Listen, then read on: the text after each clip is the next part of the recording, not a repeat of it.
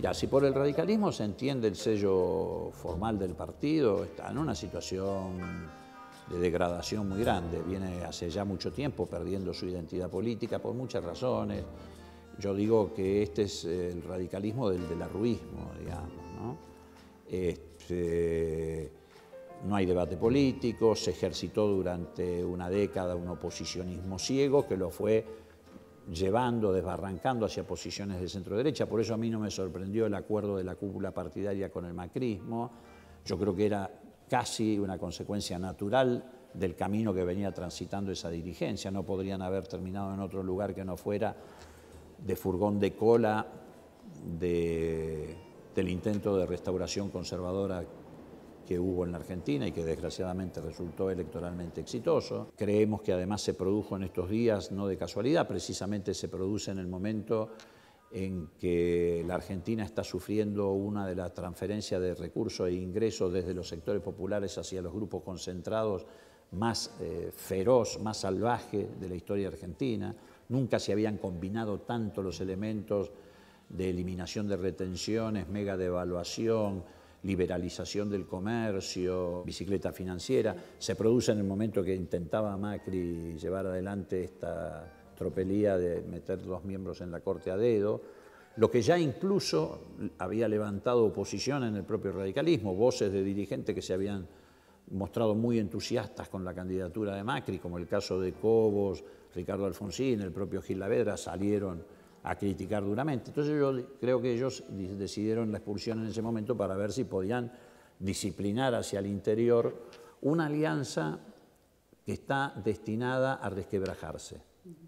¿Por qué? Porque efectivamente hay una coalición de gobierno en la Argentina, pero la coalición de gobierno no es el PRO, el radicalismo oficial, la coalición cívica. La coalición de gobierno es Macri, Techín y Clarín. Y han relegado al radicalismo al triste papel de tener que defender en la calle y mucho más en el Congreso las decisiones que están tomando en el Poder Ejecutivo los CEOs de las empresas o los dueños de las empresas. Entonces yo creo que esa contradicción entre las decisiones que están tomando las corporaciones y la obligación a la que han relegado el radicalismo de tener que defender desde la política esas decisiones está destinada a entrar en crisis más temprano que tarde. Mientras tanto nosotros no nos preocupamos que la conducción se quede con el macrismo, nosotros nos quedamos con el irigoyenismo y el alfonsinismo y nos sentimos bastante cómodos con él. Bueno, son los primeros atisbos de un intento de disciplinar, que es una nueva manera de denominar a la represión, digamos, ¿no? Del mismo modo que este anuncio de que se va a hacer un protocolo de seguridad, etcétera, etcétera. Yo creo que ellos son conscientes de que las protestas sociales se van a extender porque es inevitable a la luz de las decisiones económicas que tomaron. No es porque existan subversivos ocultos o porque haya pretensiones de llevar adelante acciones destituyentes. No, lo que pasa es que las decisiones que se tomaron en materia de política económica van a tener una repercusión social. Si vos sumás todas las decisiones que se tomaron, eliminación de retenciones, mega devaluación, bueno, lo que te acabo de enumerar, podés hacer casi con certeza un pronóstico en el sentido de que a fines de enero, principios de febrero, que es que cuando casualmente empieza a iniciarse la etapa de las paritarias, el salario del trabajador, y no solamente del trabajador, también de los profesionales que tienen ingresos fijos en pesos, etcétera, habrá perdido un 40% de su capacidad adquisitiva. Es decir, un laburante que gana 10.000 pesos, en febrero, con esos 10.000 pesos va a poder comprar por 6.000 pesos. Habrá perdido 40% de sus ingresos. Bueno, esto sin lugar a dudas va a producir una reacción.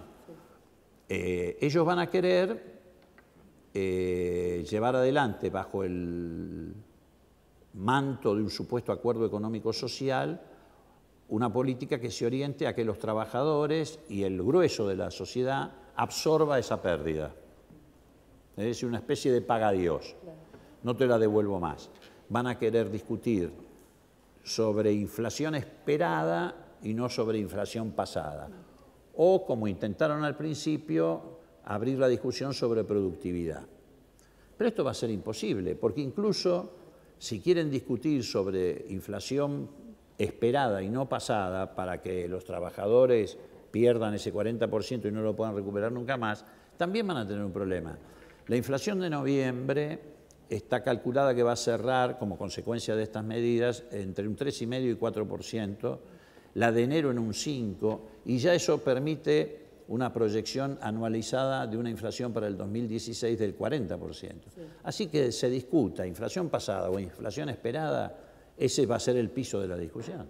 Y eso va a generar protestas sociales cuando le quieran poner un corsé. No tomaron las previsiones mínimas.